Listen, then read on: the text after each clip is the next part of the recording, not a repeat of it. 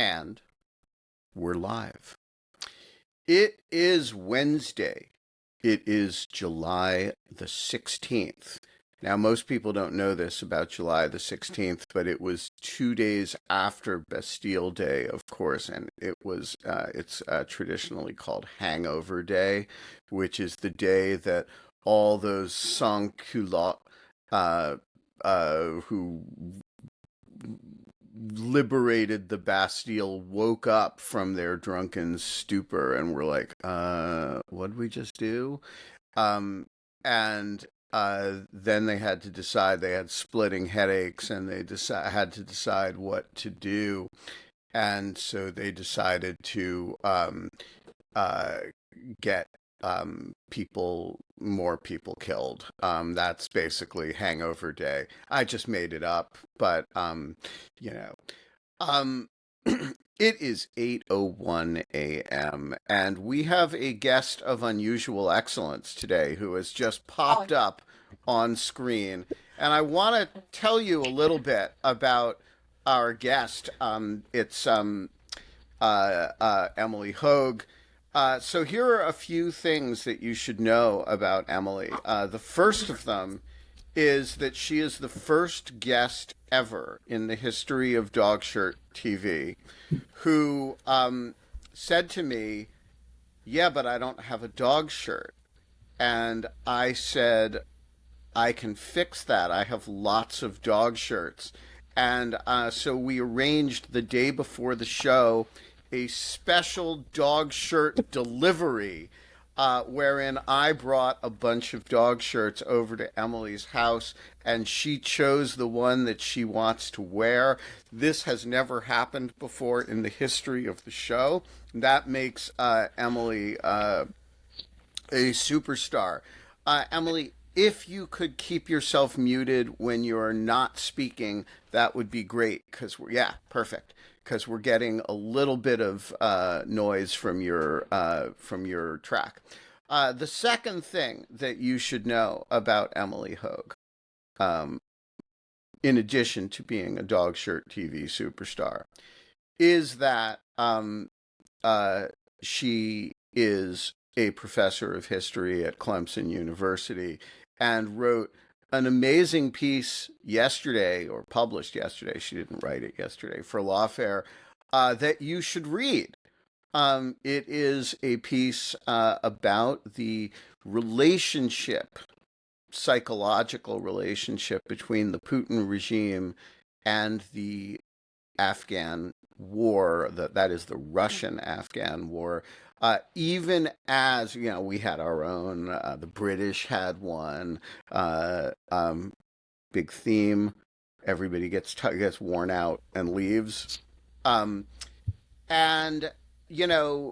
Even as Russia recognizes the Taliban as the government of Afghanistan, they are retconning the Afghan war. And so we're going to talk about that today. The third thing that you should know about Emily Hoge is that she's funny. And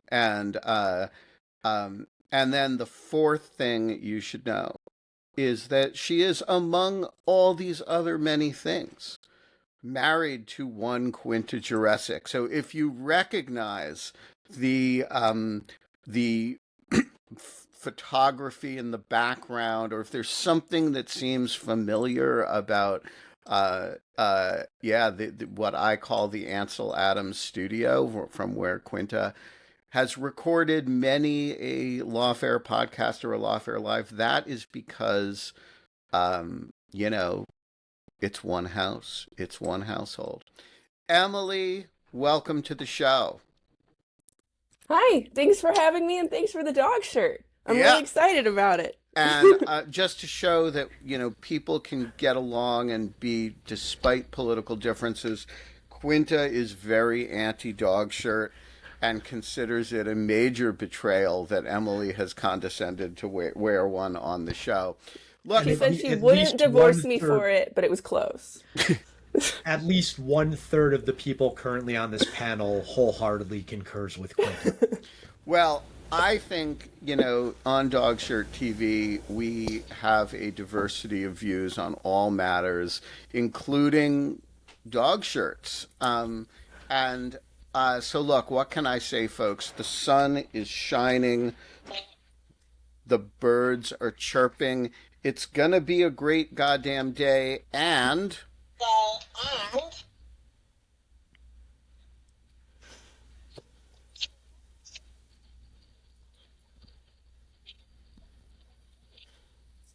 you are watching Dog Shirt TV, and it is a fucking revolution in morning television. And one of the revolutionary features of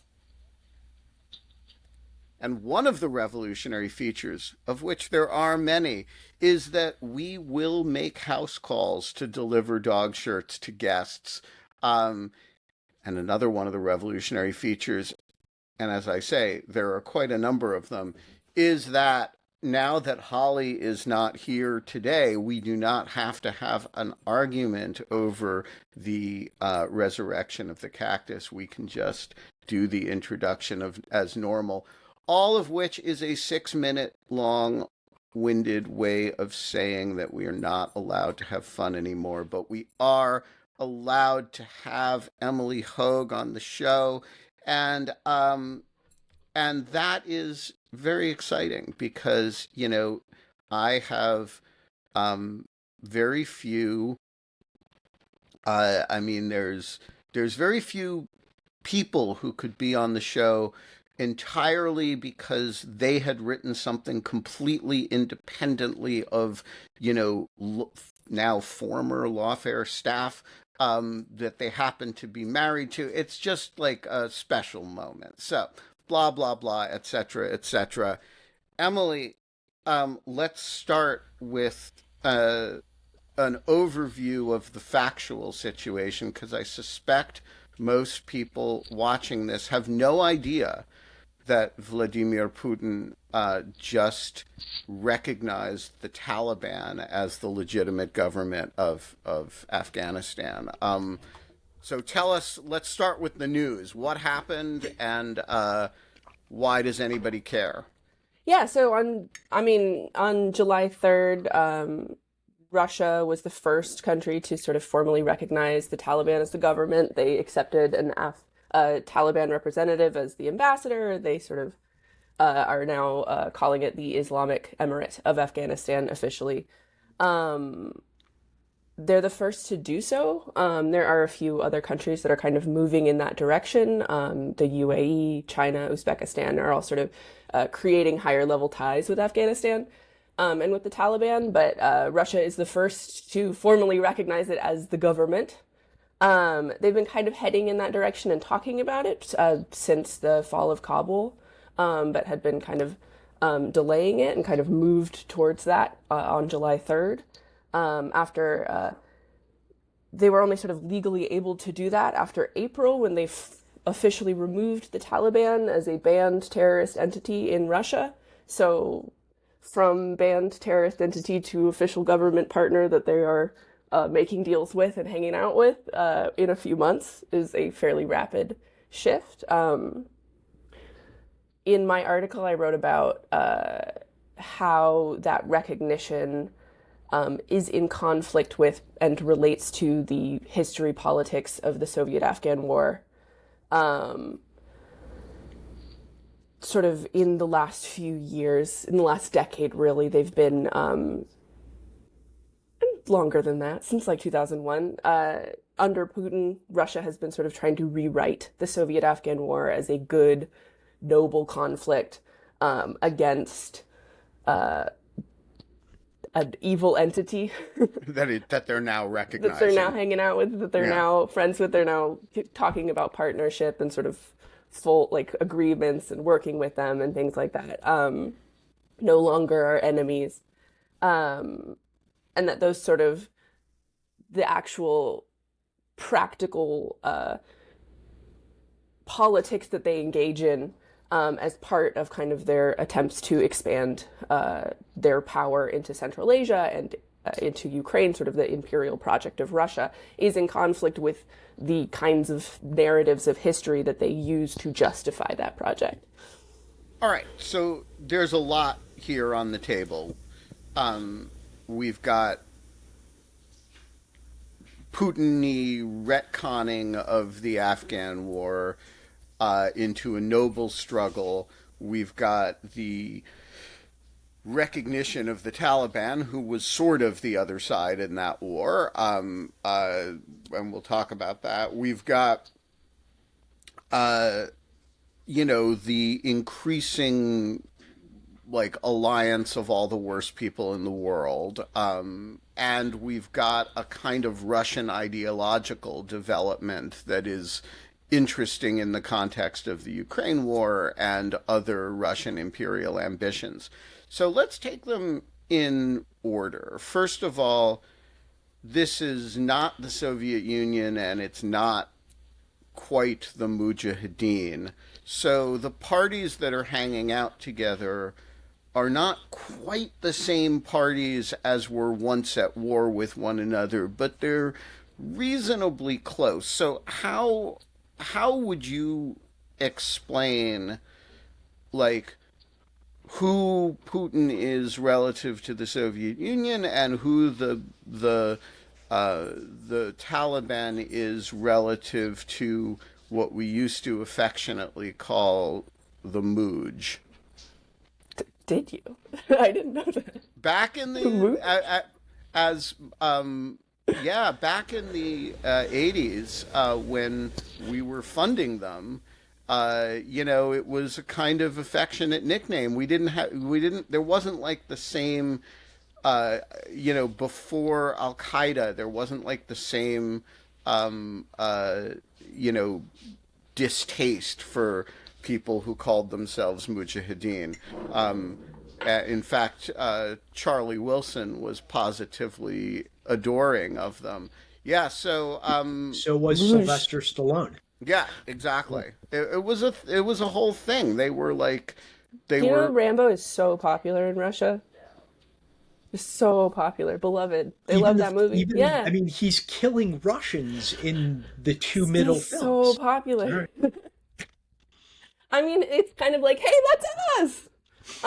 But I think they're used to being the villain in American movies. But yes, so in terms of the relationship, I mean, they are both quite. I mean, the Taliban emerges out of the Mujahideen. They're not sort of one to one, but they're sort of the second generation. They come out of it, but some Russia is quite different from the Soviet Union in a host of ways, politically. But a lot of the same people are involved in the negotiations. So there's sort of sort of Soviet Afghan war veterans have been uh, sort of co-opted by the state. They're a part of a lot of the security forces. They're in kind of like the Siloviki. A lot of those people are the like apparatus of the security forces that are a significant part of the Putin government. A lot of them are Soviet Afghan war veterans. On the other side, the Taliban, a lot of them are younger now, but there are some people that were still around then. There are some like discussions between Russia and the Taliban where like the Taliban guy starts like reminiscing about when they used to. when we used to shoot at each Those are the other, good and times. now we're like sipping tea and hanging out, and look how much progress there's been in the world. Yeah, I mean, they sort of regard the Soviet Union as, I mean, similar to Russia, but that they have sort of this relationship, but it's like weirdly chummy sometimes. Like, um, it's been a while. It was Yeah, their younger, it was both of their heydays. They were young then. I mean, it's kind of like John McCain and the Vietnamese, right? I mean, I mean, I they. think that's there's like an interesting difference because when the US and Vietnam normalized relations, there was a lot of crying about it. Like the relationship was more complicated. People would travel, they would like sort of reconnect. This is one that there's no sort of discussion of it other than sort of like, remember? So Um, it's not like they're going back together to the Hanoi Hilton or whatever the Panjshir Valley yeah, and and weeping over fallen comrades. They're there's simply not doing that, sort of leaving it untouched. Um, avoiding discussion, and I don't think really having the same narrative about what they're talking about in any way. Um, And so the Taliban remain free to go home and say, we defeated the Russians and brought down the Soviet Union, and then we took on the Americans and we kicked their asses, and the Russians remain free to go home and say we did not lose. it was the noble struggle, we didn't lose. And but yet then they sit around a table together and you know hang Yeah. out.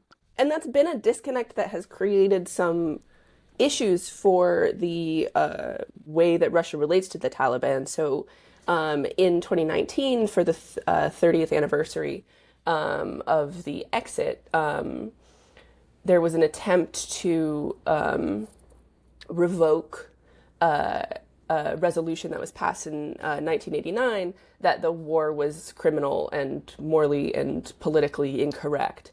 Um, and that resolution sort of it went through the Duma and then kind of disappeared and was quashed. And the sort of the rumor or the some of the reporting was that it was quashed by Lavrov because he was concerned that if they publicly sort of legally declared that they thought the Soviet-Afghan war was good, it would create problems with the Taliban, or generally with like their Central Asian allies. That they were saying that it would be politically difficult to officially declare this narrative because it would be so unpopular with people they were trying to deal with. So they are holding this increasingly sort of a version of the Soviet-Afghan war that is increasingly disconnected with reality, and that occasionally they have to interact with reality while holding that narrative, and it creates problems. All right, so why? Let's talk about first the current reasons for Soviet Taliban rapprochement, and then the concurrent retconning of the uh, Afghan war narrative. So, why is it in Putin's interest and the Taliban's interest to be chummy right now? Yeah, I mean, for the Taliban, it's recognition and sort of, uh, trade deals and things like that are a big deal. It's probably more beneficial to the Taliban than it is to Russia because it's the first that's recognized them as the government, and they're hoping that will push other countries to do the same thing, sort of make them less isolated. For Russia, there are a host of kind of practical reasons why it benefits them. Um, uh, Dealing with ISIS-K is a big part of it. It seems to be sort of what pushed them to move quicker, I think, And is ISIS-K, for those who are unfamiliar with Central Asian jihadist groups and their Leninist splinterings. ISIS-K is a group for whom the Taliban is just a bunch of compromisers and toadies of the West. ISIS-K is the K is for Khorasan, I believe, which is I think the Arabic word for that region for the and so this is a branch that is loyal to ISIS, but who is active in the Afghanistan area, and they are the principal at this point military enemy of the Taliban, but don't think of them as like you know friendly guys. They're like the people who don't like the Taliban because they've gone soft in their old age and they're not blowing as much shit up anymore. yeah. So And they sometimes do operations in Russia, and and they were responsible for the suicide bombing at the Kabul air that killed 13 Marines at the time of the U.S. withdrawal. Yeah, and they also were responsible for the 2024 attack in the Moscow region on a concert hall. It was, and so sort of that I think pushed Russia to want to deal with the Taliban, whom they see as the more stable option. Um, so that seems to be like a big part of it. They're also looking, I think, to make sort of alternative economic systems as they're kind of closed off from the general financial uh, systems of the world, that the Taliban being isolated is somebody that they can make deals with, that they can sell to.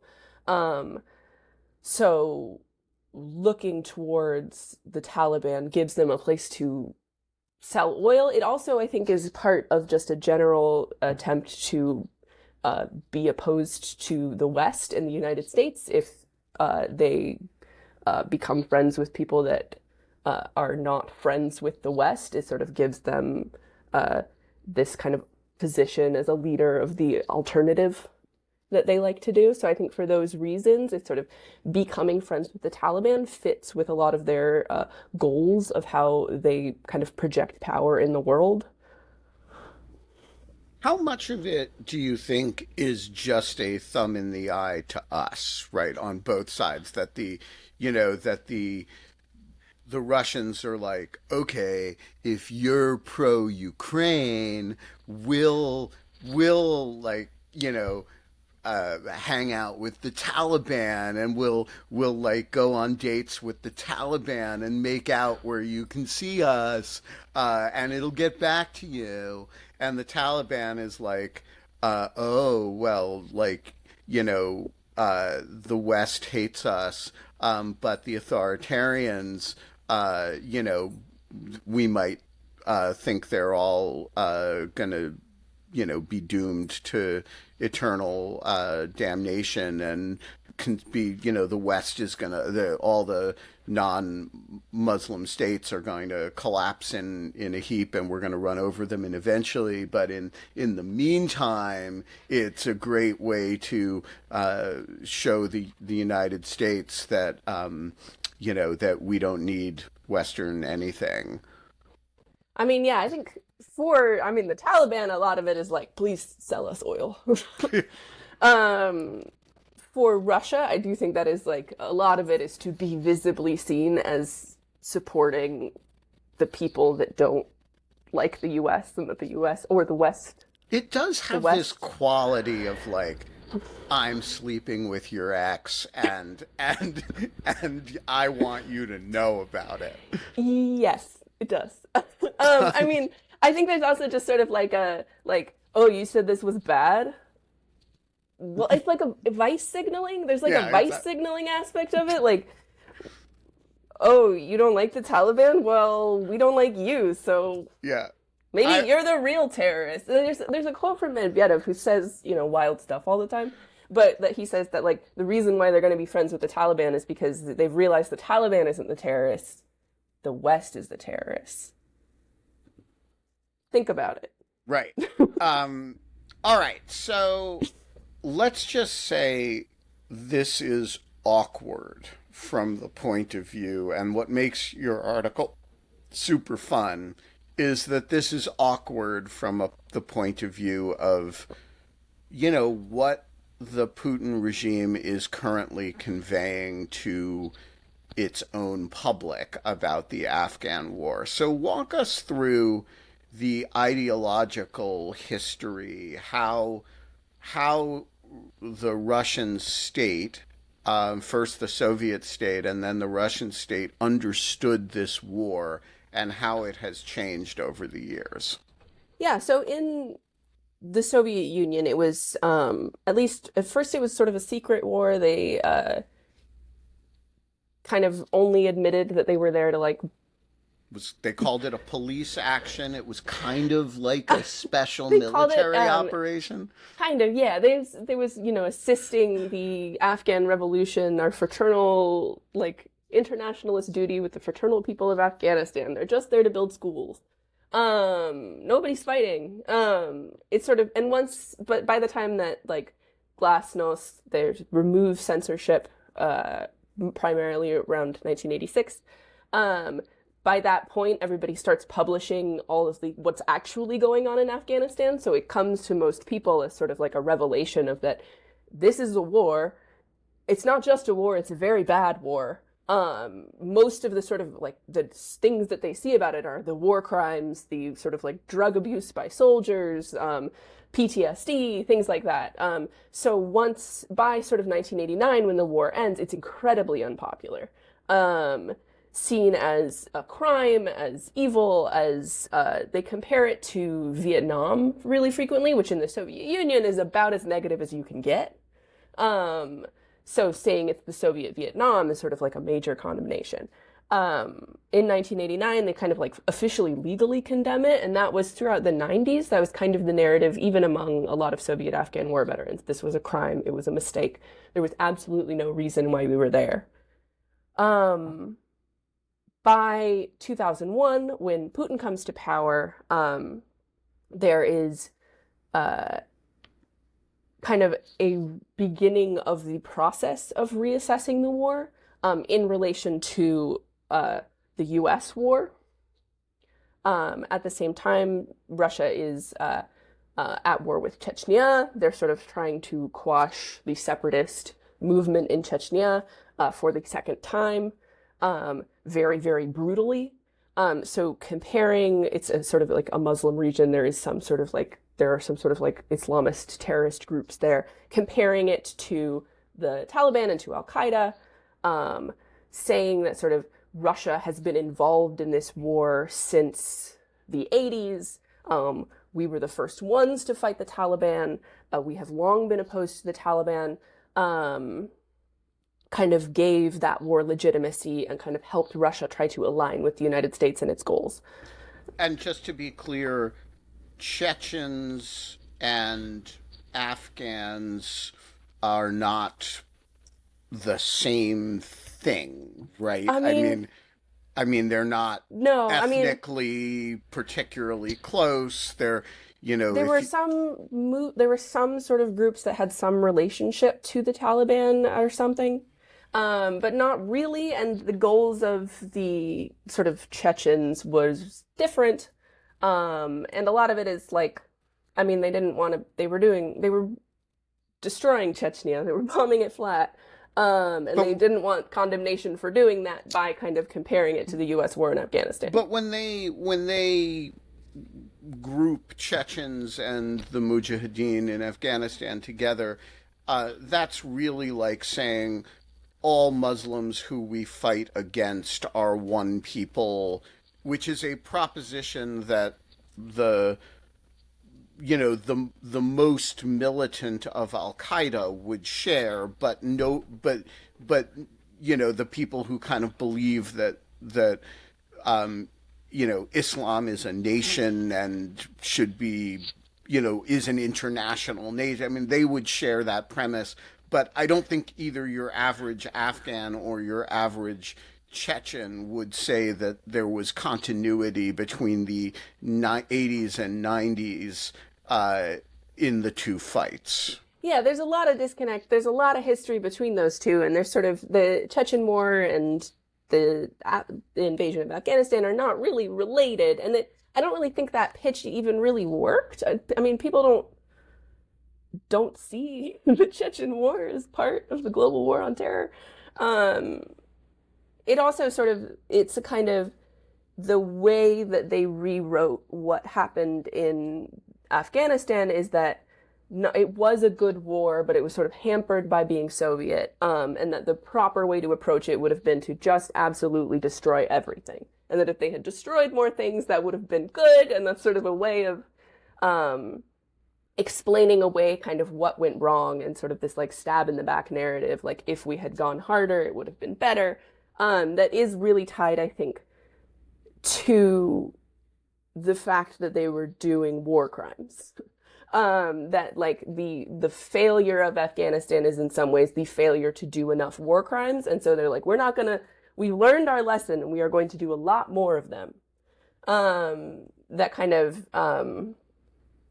pulls on not just the connection, but like once you have a problem, you should blow it up is kind of the lesson that they're trying to like recreate as the lesson of Afghanistan. So very tied to Chechnya, but also tied to a desire to rewrite failure as a failure that they can fix, and that they can fix it with bombs. And but there's a difference between even that, which is, hey, there's continuity in our struggles against brown Muslims to our south, and actively promoting the struggle as a good thing, which is where they are now. So talk to us about the next stage of evolution of the ideology. Yeah, so from there, it kind of, as Russia became more opposed to the West, it kind of, there's a sort of slow and then fast rewriting of the Afghan war, not as a sort of tragic failure, but as a positive success.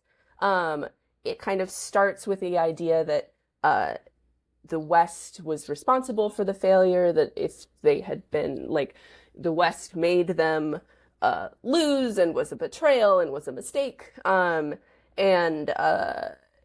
into a sort of narrative that because it was a betrayal, that means that what they were doing was extremely good, that they were fighting terrorism, and that if they had been allowed to do it, then everybody else would realize that they had succeeded. Increasingly, it became also part of the narrative as they sort of moved towards moving beyond their own sort of borders militarily, that they hadn't actually lost, that they just sort of like chosen to leave, and that's become more and more a part of it. There's a lot of writing about how this is especially kind of drawing on as the Afghan war veterans have become increasingly involved in politics, and especially really nationalist politics. Their version of what the war was and how it happened has like totally separated from regular veterans who aren't involved in politics and aren't becoming nationalists. So regular veterans would still say, like, I don't know why I was sent to Afghanistan. I don't know what I was supposed to be doing there. We lost. Whereas those that are kind of involved in politics and increasingly nationalists say that, like, oh, we were fighting heroin-dealing American terrorists who were attempting to invade the southern border of the Soviet Union. We prevented them from doing that, so we did win. And that sort of narrative has allowed them to reincorporate the Soviet-Afghan war as a good war that is a successful model of kind of going abroad, of invading other countries. They went, they did a good job, it was for a good reason. They're even sort of now saying, like, they didn't just destroy stuff, they built, they benefited people. This sort of Russian imperialism, Soviet, not Russian, but Russian in this narrative, was a good thing that everybody loved. And the only problem was all these American terrorists. Yeah, so I have a lot of questions about this. The first is, you know, is this basically just trolling, i.e., the previous thing, or is this a sincere effort to convince Russians that this was a just war, well fought, and now we're hanging out and, cooperating with the other side? What's the objective here beyond the trolling? I mean, I think it's not actually trolling. I think it's something they sincerely believe. And in fact, I think that the people they are trying to convince is possibly themselves. I think that kind of the exercise of imperial power, especially in Ukraine, requires kind of comfort with cognitive dissonance and a sort of set of narratives to explain to yourself why you are doing what you're doing. Even the idea of sort of like Ukrainians are actually the same people and they don't think so, but we'll kill them until they do, doesn't really make sense as like an idea or a project. And so creating these kind of complex narratives that disconnect them from the reality of history and sort of the experience, their own sort of experience allows comfort with this cognitive dissonance. So if they rewrite sort of Soviet and Russian imperialism as beneficial and as kind, and as that at the time everybody thought it was bad, we have since rewritten this. We've since come to understand that actually what we were doing was great and worked, is a way of convincing themselves that their own current project will work, will eventually be understood to have succeeded, and will be seen as beneficial. And you note some frankly very amusing efforts to resolve this cognitive dissonance in Russian press. I'm wondering if you have the article in front of them, whether you can read and explain. I'm sure you know exactly what I'm talking about.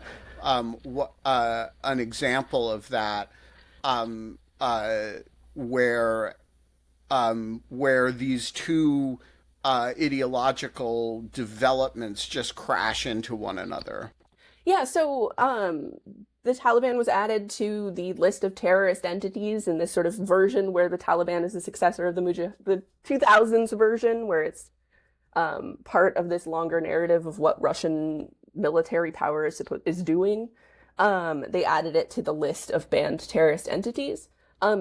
In the terrorist and extremist, importantly, entities, during the invasion of Ukraine, they added a lot of things to this list. Anybody that sort of, if you disparage the Russian military, you can be added to the list of extremists. Like the Navalny crew, they're on the extremist list. Like any press that opposes the Russian state, they're on the extremist list. So as part of this, they kind of upped what that list does. It doesn't just sort of like ban international agreements. It also requires all mentions of those entities to be described as illegal, extremist, or terrorist entities. So when they made this list, there was no mechanism to remove anything from it. So as they were getting closer to the Taliban, as they were making more and more deals with the Taliban was still on the list of banned terrorist entities. So you end up having... By the way, we have an analog to that in our own. I mean, we don't have, of course, press mention requirements. Yeah, that's a big... But we have, like, the government of Syria now. Yeah. And, all of a sudden somebody who's former Jabhat al-Nusra or, kind of...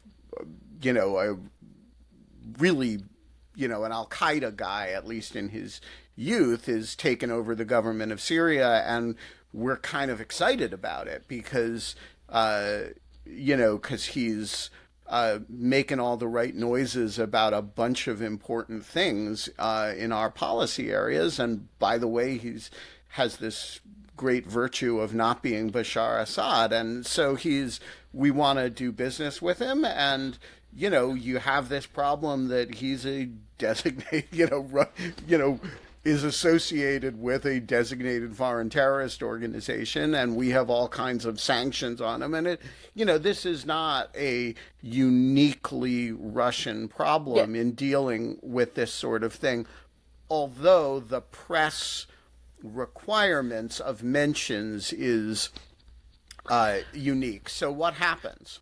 Yeah, so when they mention the Taliban as they're getting closer, they have to mention that it is illegal and that it is a terrorist entity by law.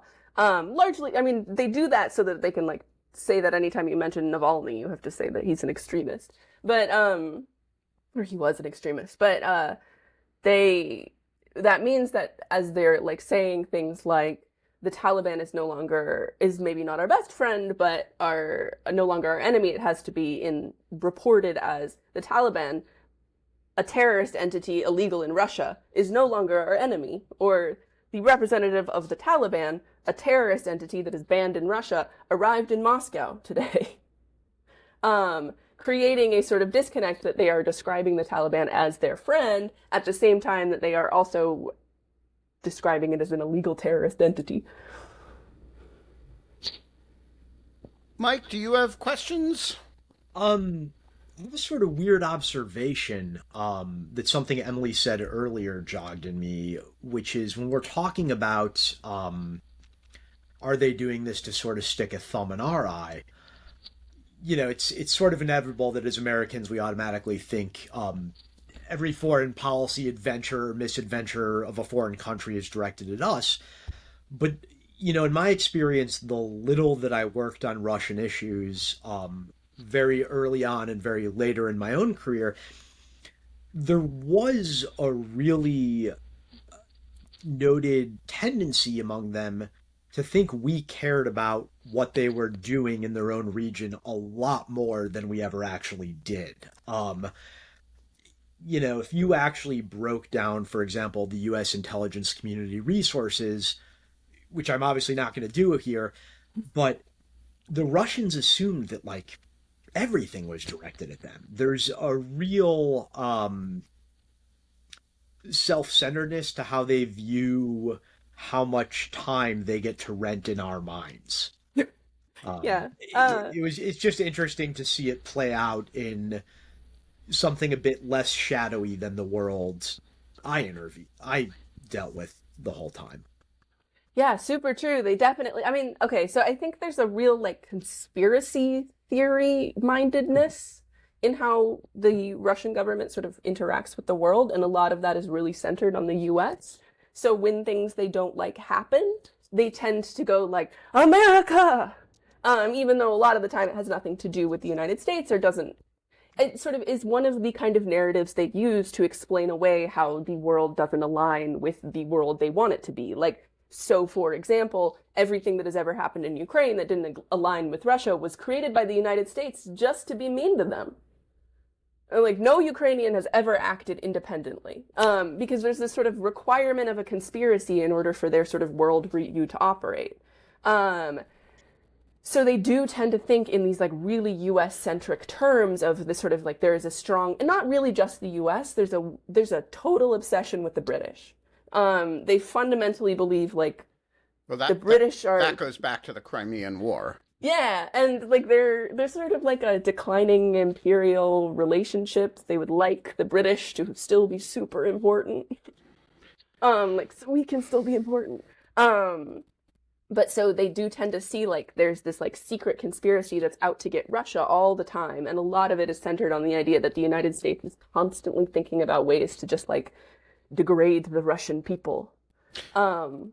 Yeah, so I want to follow up on that because in the case of Ukraine, you have this mythological brotherly nations ideology that effectively erases Ukrainian existence, right? In the mythology, these are linked destinies since the Kievan Rus, and Ukraine has always been part of Russia, and this idea of Ukrainian nationalism is merely a Western conspiracy that certain, particularly Western Ukrainians, are party to, and you can't make that argument with respect to Afghanistan, right? Like these are not the Russians put enormous ideological weight on Slavic languages. Well, this is not a Slavic language. In fact, it's not even one language, right? You don't have the cohesion of Orthodox religion. It was not part of the Russian Empire historically. And so, you lack that, this is historically part of us thing. What replaces that? Is it this is historically part of our struggle? Is it we're a benign presence and everybody should love us? What replaces the fraternal nations bullshit? I mean, I think it's the second one that we are like we're good. I think that the idea is just that this, I mean, part of this narrative of like the Eastern Slavs are all one people who have this historical destiny to lead, is that Russia is at the center of it with a like sort of semi-religious historical destiny of being the leader in the world, that it's supposed to be like a beacon for everyone and it's supposed to have a role in the world. So it extends, so Ukraine is the sort of most central target of that narrative. It's the one that they are like doing the most violence to, but it isn't exclusive to Ukraine that they're supposed to be sort of involved. So Central Asia, like there is a long history of sort of Russian imperialism in Central Asia that does sort of extend into Afghanistan, and that they want to be seen as like a benevolent overlord there. But their conception of Central Asia is more. I've always thought of it as more akin to sort of the Nazis' conception of Poland, and that this is their kind of Lebensraum, and it's their space, and the people in it are welcome to be absorbed into Ruski Mir, but they're not. The idea that there's such a thing as an independent or Uzbek people or Tajik people is. Just silly to them. I think they see them as. Sorry, go ahead. No, can I gently push back on the road we're going down, where we're sort of examining this trend in the context of regimes that are historically viewed through an incredibly negative lens. I mean, Soviet Russia and Nazi Germany are generally not analogies people make when they want to create a favorable impression, generally. But we see the same thing in ourselves and our own allies. I mean, the United States' interactions with South America, for example, while I, being who I am, would resolutely defend them, you can make the same critique. And, you can make this, China, for example, its very name in Mandarin essentially is the mediating kingdom between heaven and earth, where they have to bestow their benevolent rulership on everybody around them. I mean, I think this is more a feature of just anyone who wants to be a hegemonic superpower than it is an authoritarian regime. So I want to object to that a little bit. There is no question that the United States, particularly in its manifest destiny conquest of the continent, had a very similar ideology, and that we exercise power in Latin America, in the Philippines, in all kinds of other areas in a fashion that is similar. It is not the case that the United States has expansionist, other than the president's deranged comments about Canada that's Greenland, yeah. and Greenland, which, to be fair, reasonable people are as critical of and as appalled by as we haven't done anything to Canada yet. If we were to invade Canada on the theory that we are brotherly nations and it should be the 51st state, that would be the analog to the attitude toward Ukraine but I think unless and until in real time now we have expansionist desires or domination desires of other countries on this theory, you're comparing a historical feature of American expansionist ideology to a present feature of Russian expansionist ideology, and I do think those are different. So I'm not saying they're totally similar. I think this is the first disagreement we've ever had online in our 3-day relationship of appearing together. But I think to a certain extent I disagree. I think this is just sort of a natural feature of younger countries as they're sort of developing, flexing their muscles on the world stage. The Soviet Union was not that old. It was it had been in existence for what, some 70 50, years. 60 years? Yeah, however long. 75 total. America was not that old when it started trying to gain influence in South America and in some of the maritime areas around there. Like, I think this is just part of the growing pains of becoming the country you are, is overestimating A, how much other people care about you, and B, how much you should be projecting force at any given time. Um, okay.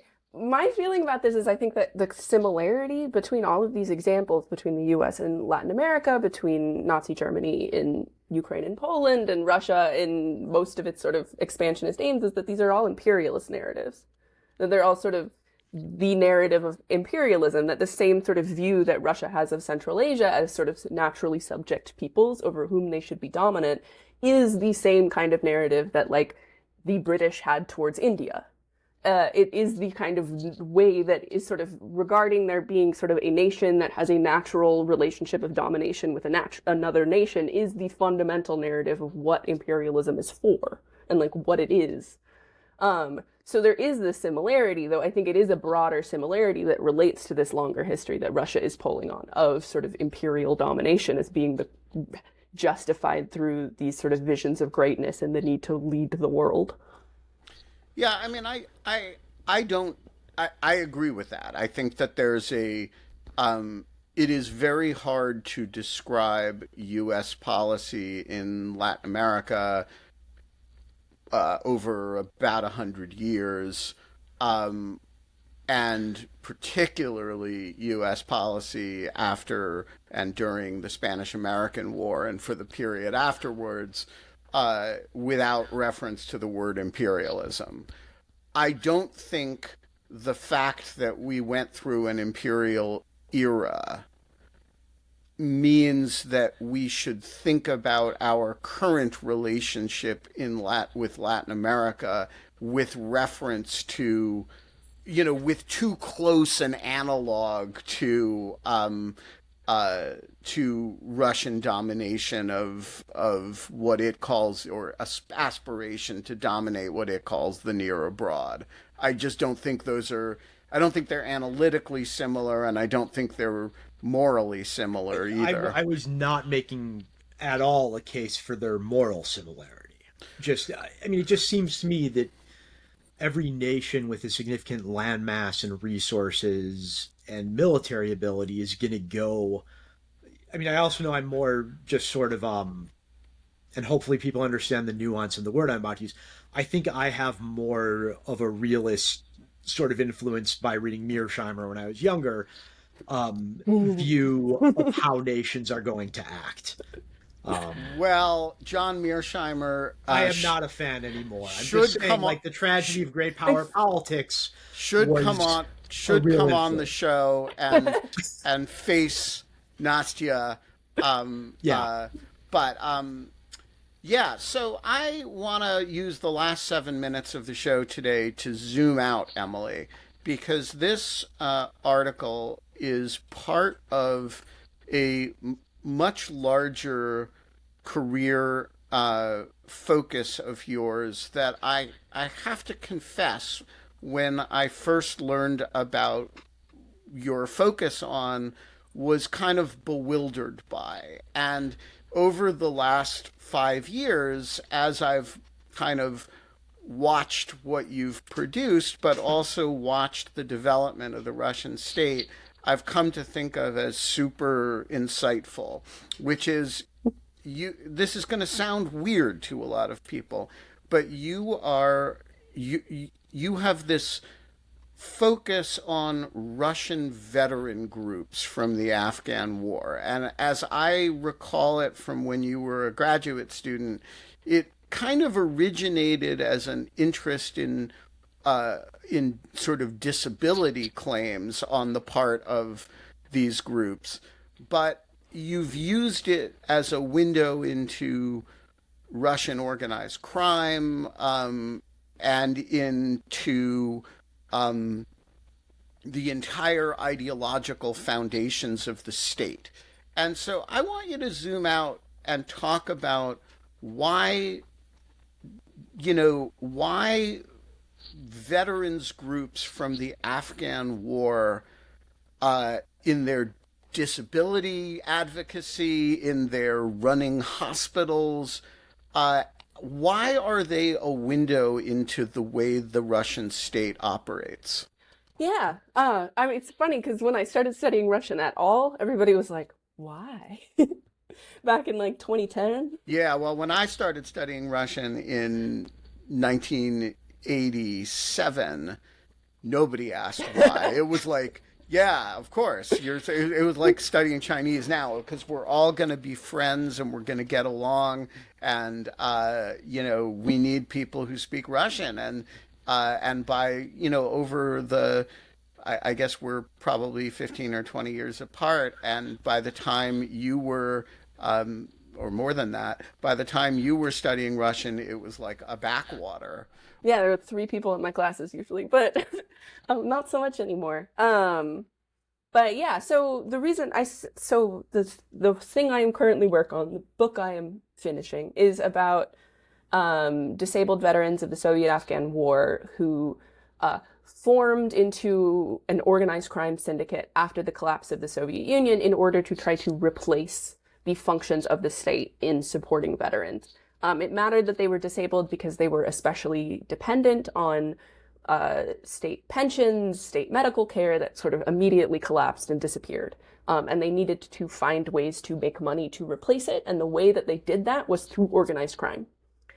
So they used organized crime to sort of create this like quasi-alternative state that they could use to replace those functions. And over the course of the 90s, what I argue is they kind of functionally became a part of the state. They used organized crime to replace state functions and then converted themselves into a more formal thing that looks like a state. And that serves as kind of not just Afghan war veterans, but broadly serves as kind of the foundation of what becomes the contemporary Russian state.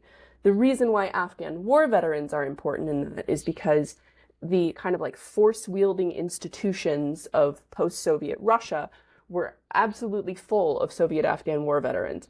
The people that if you needed guns pointed somewhere that you would ask would generally be veterans of Afghanistan. And they were forming these sort of groups and organizations in response to the collapse of the state to kind of replace what they needed from the state that no longer was available. So in order to operate, sort of to get guns pointed the direction that you wanted them pointed, you had to work with these groups, you had to sort of incorporate them, and that has made the state has aligned with these groups as these sort of groups have aligned with the state. So looking at the ideology of the contemporary state, you see some of its roots in how the Afghan war veterans movements functioned in the 90s. And you see it in sort of how organized crime groups created these state functions morph into this more consolidated version that we see now. And there, a group like Afghan war veterans, it turns out that is not like fish heads and vegetables, right? They're freshest the first day, and then they start rotting. They become more and more salient as they gain more power, but then they trail off at some point. Are we at the height, approaching the height, past the height of the power of these groups, or don't we know? I would say we probably are not at the height. I mean, eventually the Afghan war veterans themselves will no longer really be a part of it. They still are now. They're not that old, but they eventually sort of have expanded. They're like my age. The Afghan war ended while I was in college. Yeah, so they range from, that's kind of the young end of how old they are, but yeah, so they are going to be around for a while. They are sort of in high political positions and major positions of power often. They have also expanded beyond just sort of Afghan war veterans as Afghan war veterans to incorporate people that they sort of see as similar in some way, particularly as kind of like betrayed veterans of unpopular wars. So they very fundamental, they kind of took over the possibility of there being a veterans movement of the Chechen War. So they incorporated veterans of Chechnya into their organizations, treat them as kind of the same. They often say Afghan and Chechen veterans, though Afghan veterans dominate those groups sort of entirely. They've also started to increasingly incorporate like volunteers who are absolutely not veterans at all, who are just sort of ideologically aligned with their project, who have become increasingly a part of these groups and are considered sort of like honorary And veterans. they're really into people who do martial arts. Yes. Yet they still turn down invitations to fight you. Well, one of them does, yeah. No, but the martial arts clubs are a big center of these groups' power, and they have a serious white supremacist ideology. It's very wrapped up in. It's a particular set of styles of martial arts. It's the Russian kind of Krav Maga thing, Sistema. It's a real cultural thing. Yeah, groups that sort of are able to project violence in some way become part of this kind of movement. People who are associated with violence or who are, I mean, it's related to the kinds of groups that became sort of involved in organized crime in the 90s. If you were able to plausibly present yourself as a threat, you could make money from that in the 90s. And that was kind of sometimes the only job available. So a lot of people started doing this. They would sort of sell the ability to make a threat, which included a lot of groups. It's organized crime. Veterans are a big part of it. Karate, the karate movement, boxers, right. But it's some groups that you wouldn't really expect. Baseball players are associated with organized crime. A lot of baseball teams became crime syndicates because they owned bats. How interesting! I didn't know baseball was a thing in Russia. It was not that much of a thing, so they were the only people that had bats. We're going to leave it there with the only people who had bats. Emily Hoge, you're a great American. You now, as I told Mike the other day, you now have the link. That link is the secret code. You can come back anytime. You don't even have to tell us you're coming. Anytime between 8 and 9, you can jump in. John Roush shows up a lot. Once you've been a guest, you're entitled to come back anytime. I just want to say, point of personal privilege.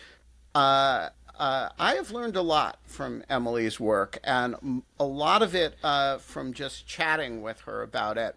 And I do think this is a really fruitful area of sort of fruitful window onto the behavior and ideology of the Russian state.